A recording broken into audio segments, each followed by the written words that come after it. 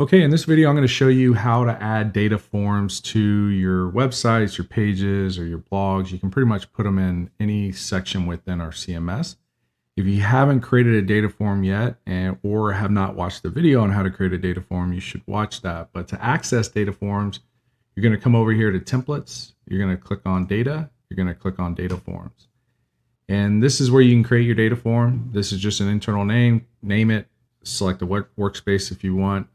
One thing to note, if you haven't watched the video on workspaces, it's a way to organize all your assets as well as provide access to other users to share assets you create.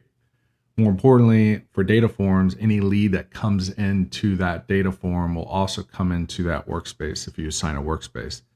Once you create your form, inside you have all your different options. This is where you're going to create your different field types and configure your lead gen form to use on your site. So do watch that video and learn how to do that. Once you have a data form set up inside your theme, depending on the theme, you may have several different page kit options that already have a sample form for you to swap out with one of your live data forms. Maybe the actual page that you're on has one.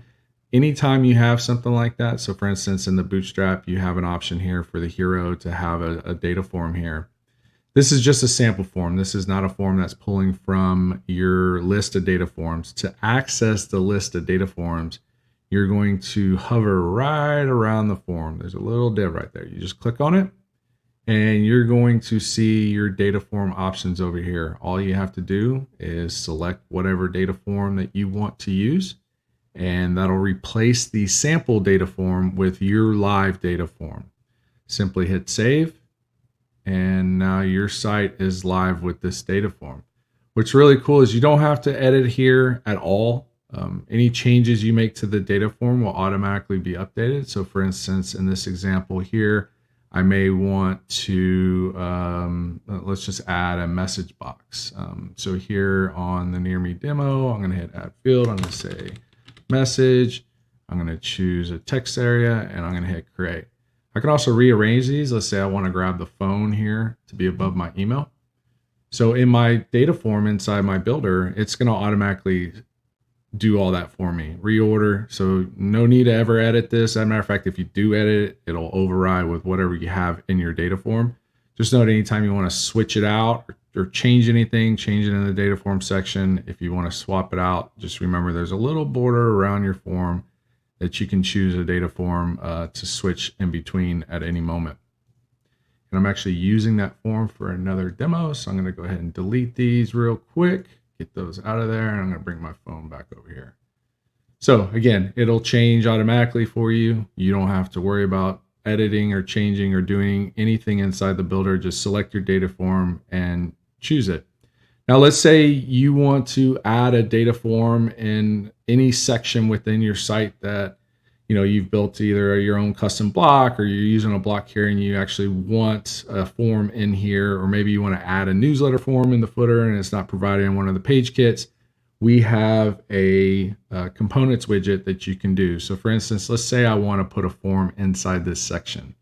I highlight the section I want. I'm going to go ahead and hit the plus sign here or hit the plus sign here. And instead of saying on the page kit tab, click on the components tab. Over here, you're going to see various different options that you have to select. And one of the widgets that you have is data form. So all you have to do is click that, and that'll bring in your data form. Now I had after, so if I want to go back, one thing to note there is you have these different options: before, after, replace, inside. I actually want that data form to go inside. And so I'm going to select inside, click on data form, and there's my data form. So now I can select it and come over here and grab whatever data form I want to use in that spot. Simply hit save. And now you have your data form. You can put the same data form in multiple places. You can put them in a dialog. You can use the same form throughout the same page. You can have as many forms as you like in addition to the same form. And you can add these again on any page, on any blog post, on your main homepage of your blog. You can use them wherever you want, and it's really easy to add.